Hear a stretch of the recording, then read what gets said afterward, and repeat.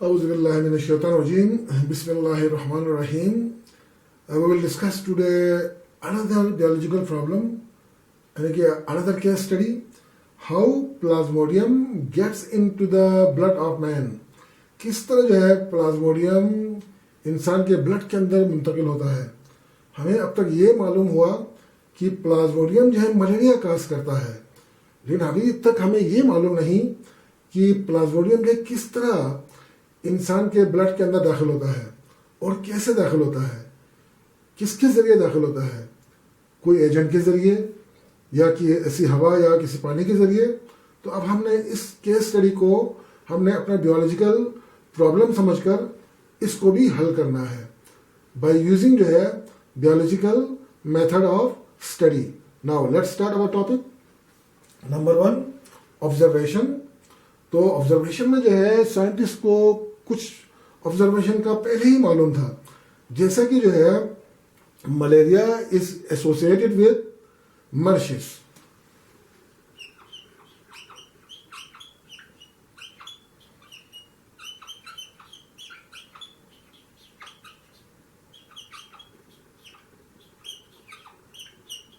Malaria is associated with marshes. Malaria का जो है मर्शिस से कोई ना कोई ताल्लुक है. Drinking water of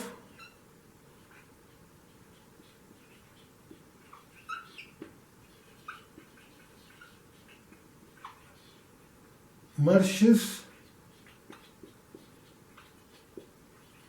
does not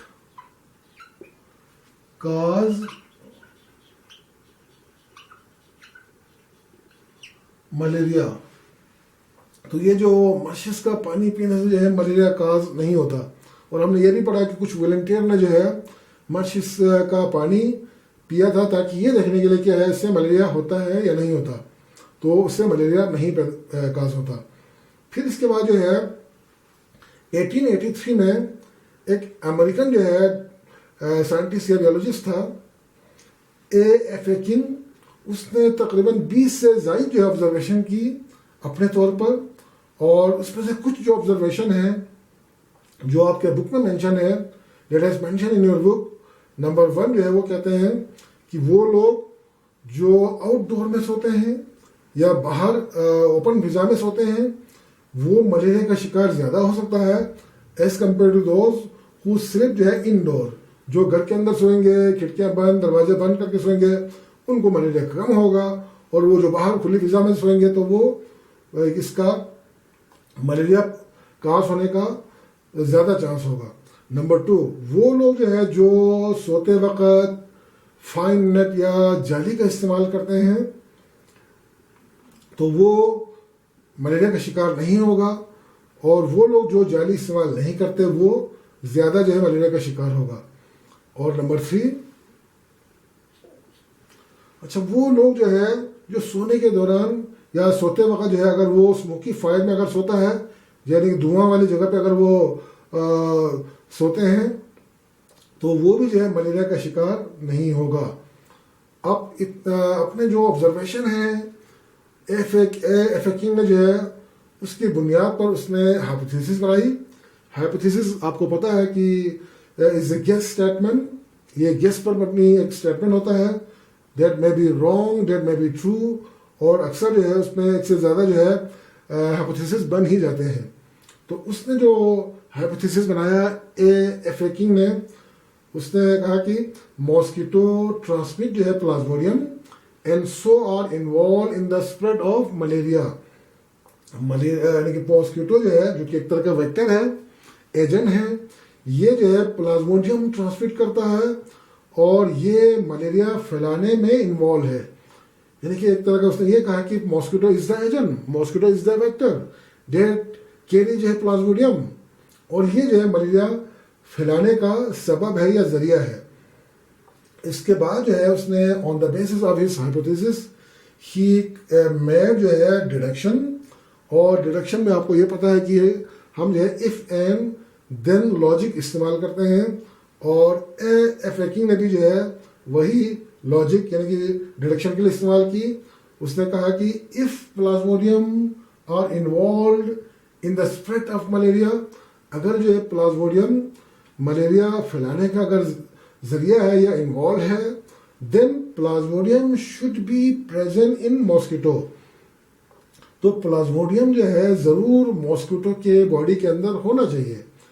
तो एक बात उन्होंने जो अपने हाइपोथेसिस में कहा, तो वो दूसरी बात खुद बहुत सामने आ गई। अब इस डायरेक्शन को परखने के लिए टेस्ट करना था, तो उस मकसद की खातिर जो है रोनाल्ड रोस्ट, जो कि एक ब्रिटिश आर्मी डॉक्टर था और वो 1880s में जो है इंडिया में काम कर रहा था या वहाँ पे रहता था इंडिया में, उसने क्या किया, ही allowed a female Anopheles mosquito to allowed to bite a person who are infected with malaria। तो उसने एक एनाफिलिस मॉस्किटो लिया, उसने फिर मलेरिया के पेशेंट को काटने दिया।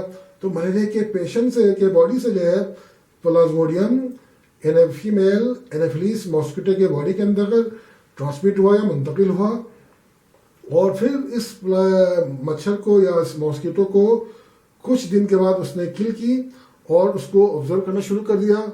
उसने देखा कि मॉस्किटो के स्टोमक के अंदर जो है बहुत सारे प्लाज्मोडियम मौजूद थे और वो मल्टीप्लाई हो रहे थे।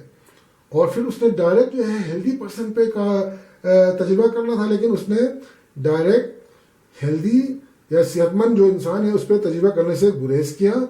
तो इस मकसद की खातिर उसने क्या किया, he allowed a female Culex mosquito to bite a sparrow that were infected with malaria।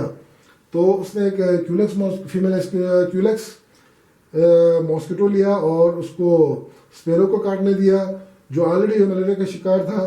तो इस स्पेरो के बॉडी से जो है प्लाज्मोडियम इसके फीमेल क्यूलेक्स मॉस्किटो के अंदर मुंतकिल हुआ और उसके स्टोमक के अंदर फिर दोबारा उसने देखा कि वो प्लाज्मोडियम मौजूद है।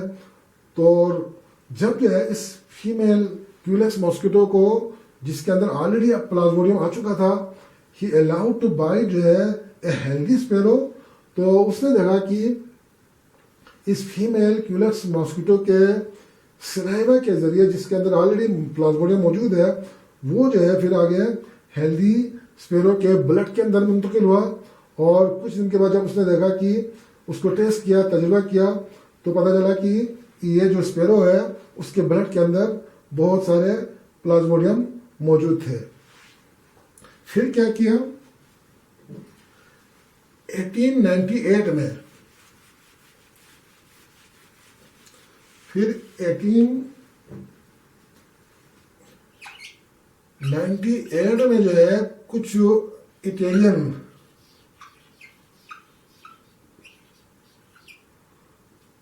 फिजिशियन थे या डॉक्टर थे, उन्होंने भी जो है ये जो रोनाल्ड रोज वाला तजुर्बा दोबारा दोहराया। क्योंकि रोनाल्ड रोज जो कि उन्होंने क्या कि डायरेक्ट सेहतमंद जो है इंसान पे उसने तजुर्बा करने से गुरेज किया था। अब इन्होंने ये काम जो दोबारा दोहराया, उन्होंने फिर दोबारा ही allowed female Anopheles mosquito to bite a person who was infected in malaria. तो उसमें मलेरिया का शिकार था। तो फिर जो है उसने देखा कि ये जो मुतासर जो शख्स है उसके बॉडी से जो है प्लाज्मोडियम फीमेल एनाफिलिस मॉस्किटो के अंदर मुंतकिल हुआ और फिर उसको कुछ दिन रखा और उनमें से कुछ मच्छर को जिसके अंदर ऑलरेडी जो है प्लाज्मोडियम इस मुतासर शख्स से मुंतकिल हुआ था या ट्रांसमिट हुआ था, then he allowed to bite this जो है female Anopheles mosquito to a healthy person. उन्होंने क्या किया कि उसको फिर हेल्दी पर्सन को जो है काटने दिया। तो इस फीमेल एनाफिलिस मॉस्किटो के अंदर मौजूद जो प्लाज्मोडियम है वो उसकी सेलेवरी ग्लैंड के अंदर मौजूद था और वहाँ से जो है सलाइवा के जरिए मुंतकिल होकर इस इन्फेक्टेड ये जो सेहतमंद इंसान है उसके ब्लड के अंदर मुंतकिल हुआ।